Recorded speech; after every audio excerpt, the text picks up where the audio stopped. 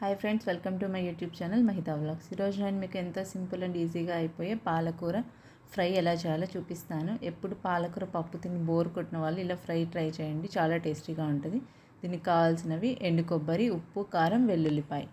వీటిని ముందుగా మిక్సీ జార్లో వేసుకొని ఫస్ట్ కొబ్బరి వేసుకోండి. కొబ్బరిని ఒక్కరో కచ్చపచ్చగా మెదిగాక దాంట్లోనే వెల్లుల్లి, ఉప్పు, కారం వేసుకుంటే బాగా మెదుగుతుంది. ఇలా మెత్తగా కాకుండా అట్లా అని కొంచెం బరకగా ఉండేటట్టు చూసుకుంటే కూరలో బాగా టేస్ట్ వస్తుంది.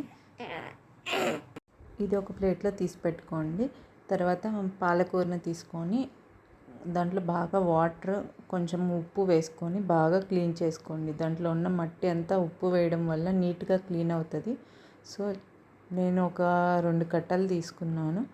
2 కట్టలు నీట్గా ఉప్పు నీళ్ళు వేసుకొని బాగా క్లీన్ చేసుకొని చిన్న చిన్న ముక్కలుగా కట్ చేసుకున్నాను.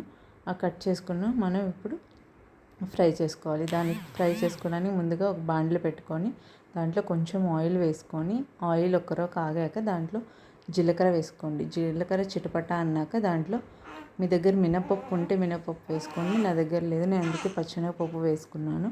ఆ పప్పు బాగా కొంచెం ఎర్రగా వచ్చేంత వరకు వేగాక దాంట్లో వెల్లుల్లిపాయ వేసుకోండి. వెల్లుల్లిపాయ కూడా కొంచెం బాగా ఫ్రై అయ్యాక దాంట్లోనే ముందుగా కట్ చేసి పెట్టుకుని మనం పాలకూర వేసుకోండి. పాలకూర వేసుకొని బాగా ఫ్రై చేయండి. దీంట్లో మనకి సపరేట్గా వాటర్ ఏం అవసరం లేదు. ఆకు నుంచి వచ్చే వాటర్తోనే ఇది కంప్లీట్గా కుక్ అయిపోతుంది. పాలకూర అంటేనే ఎక్కువ వాటర్ కంటెంట్ ఉంటుంది కాబట్టి దీంట్లో సపరేట్ వాటర్ ఏం అవసరం లేదు. దీన్ని బాగా ఆయిల్లో ఫ్రై చేసుకోండి. దీంట్లో ఉన్న వాటర్ అంతా రిలీజ్ అయిపోయి దాంతోనే బాగా కుక్ అయిపోతుంది. సో ఇక్కడ చూపించినట్టు బాగా వేయించుకొని మూత పెట్టుకొని ఉడికించుకోండి. బాగా ఇది ఎక్కువ టైం కూడా పట్టదు. ఒక 5 to 10 minutesలో బాగా కుక్ అయిపోతుంది. ఇలా బాగా ఫ్రై చేసుకోండి. మూత తీసి ఒక 2-3 times అలా కలిపెట్టుకొని బాగా ఉడకనిచ్చండి. బాగా ఉడికిపోయి బాగా దగ్గరకు వచ్చేస్తుంది. వాటర్ ఏం లేకుండా అయిపోయి ఆయిల్ కొంచెం తేలినట్టు అలా వస్తుంది. అలా బాగా ఆయిల్ తేలిపోయాక దాంట్లోనే ముందుగా మనం చేసుకున్న వెల్లుల్లి, కారం వేసుకోండి. వెల్లుల్లి, కొబ్బరి, కారం వేయడం వల్ల ఈ పాలకూర ఇంకా మరింత టేస్టీగా అయిపోతుంది. సో మీకు ఎంత కావాలో మీ కారాన్ని, ఉప్పుని బట్టి మీరు పొడి వేసుకోండి. నేను చేసుకున్న దాంట్లో సగం నాకు సరిపోయింది. నేను సగం వేసుకున్నాను.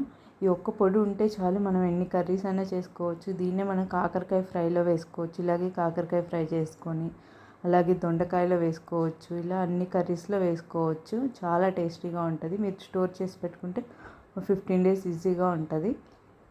సో అంతే, ఎంతో టేస్టీగా ఉండే పాలకూర ఫ్రై రెడీ అయింది. మీరు ట్రై చేసి ఎలా వచ్చిందో చెప్పండి.